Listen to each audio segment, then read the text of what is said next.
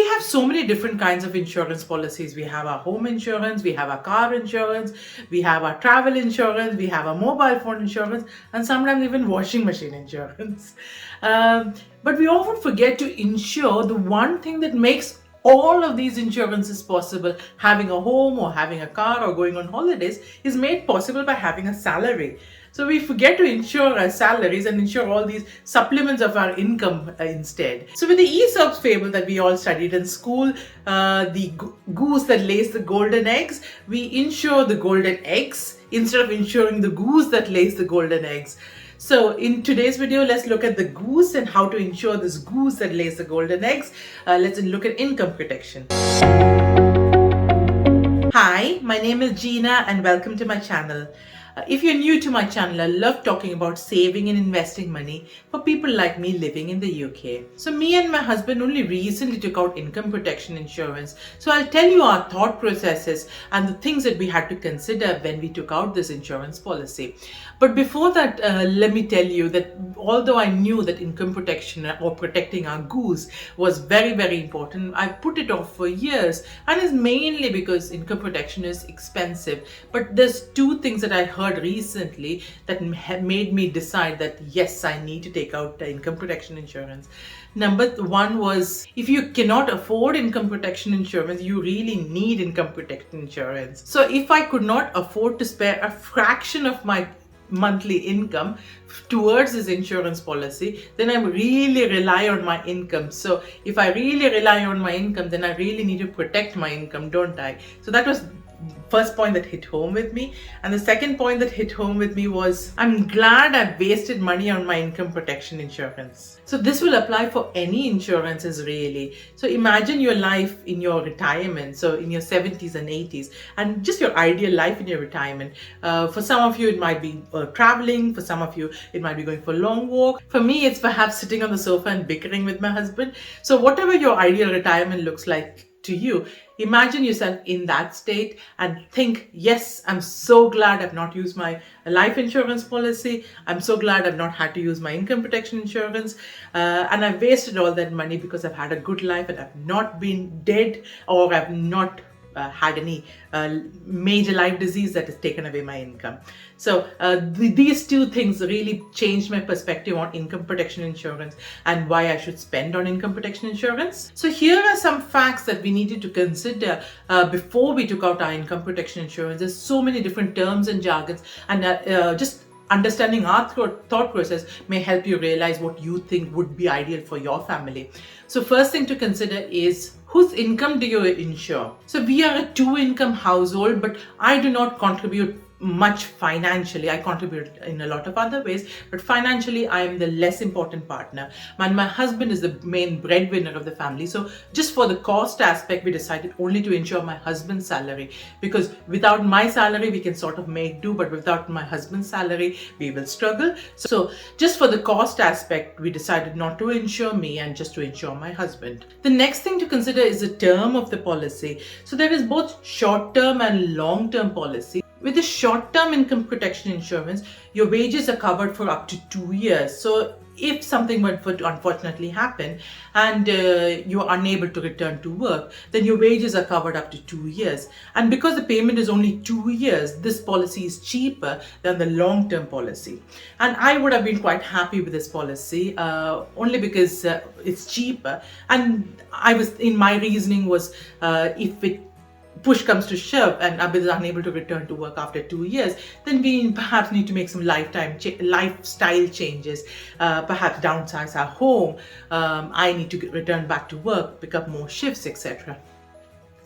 So that was my idea, but my husband is a little bit more risk averse than me, and he wanted to go for the long-term income protection insurance, which is I think 27 pounds more expensive than the short-term one.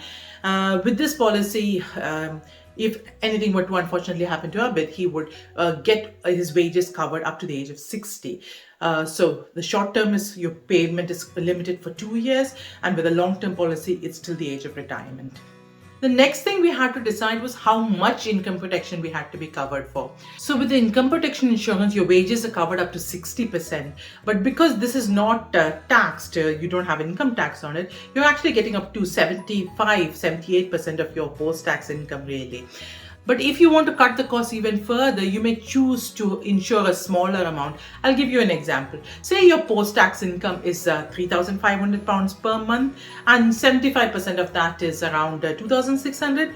But say your lifestyle, say your essential bills, not extras like Netflix and other subscription, but your essential bills, your mortgage, your electricity, your gas, your telephone, etc., and your food would cost you about £2,000 a month. You may choose to have just your basics covered, just to cut down the costs. So this may be something that you want to consider. Personally, for me and my husband is a limited company and he's a director of a limited company. So his salary structure is a bit more complicated. He gets some salary and some dividends. So we couldn't just go to a comparison site and get an income protection quote. We went to a specialist and got a specialized quote. So income protection can be for anybody, whether it is employed or self-employed or even a limited company. The next important thing that we had to consider was a deferment period. We chose a deferment period for 6 months. So if something were to happen to our wages and we are unable to work, we will not get a salary for 6 months, but from 6 months we'll get a salary kick in. So the longer you defer your deferment period, the cheaper the policy becomes. So you can have the deferment period set at 0, so you get the salary immediately, or at 4 weeks, or you can delay it to 2 months, or you can delay it to 3 months or 6 months or 12 months. Our thinking process was immediately we have an emergency fund for up to 6 months, so our lifestyle can be covered for 6 months. But if for any reason Ab is unable to return to work for longer periods of time, any nasty diseases that takes over his ability to work, then our lifestyle is covered. You may want to check other employers' benefit. If you're working in the NHS or in the public sector, you get your wages covered for up to a year, so you may want a deferment period after a year. So you may want to consider emergency fund as well as employers' benefit and things before you think of the deferment period. The next important thing that we had to consider was whether we want to be insured for our own job or for any jobs. If you want to be insured for your job, the premiums are slightly higher. So for example, if you break a leg, you may not be able to return to your job, but you can return to any job. So you can work in a supermarket till, because if you've broken your leg, you can still scan things at the till. Own job becomes more expensive, any job becomes less expensive. My husband, being as risk averse as he is, he's chosen for the own job option.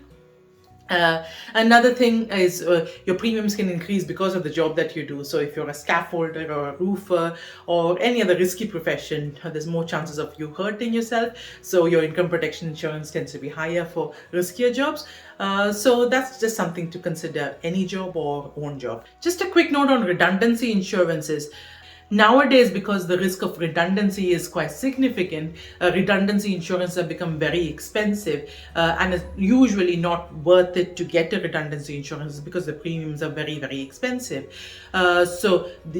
Hopefully you will be able to work in 3 months or 6 months, you will find another job. And in the interim is to have a good emergency fund instead of having a redundancy insurance. Me and Abid rely so much on our monthly income each month. Hopefully we should never be able to claim this income protection insurance, and we'll be fit and well and be able to work as long as we choose to work. But if the worst were to happen, we can be assured that our bills will be met, there will be food on the table, and overall will be okay. Yes, a few subscriptions like Netflix and things would perhaps have to go, but overall we'll be still okay. Over the long term, we want to cancel this insurance policy because it's about £82 a month. So it's a large amount of money, isn't it? So we want to cancel this policy as soon as we can, and we want to build our investment pot up to a certain amount as soon as we can. So we have something to fall back on if the worst were to happen, and we can cancel this policy as soon as we can.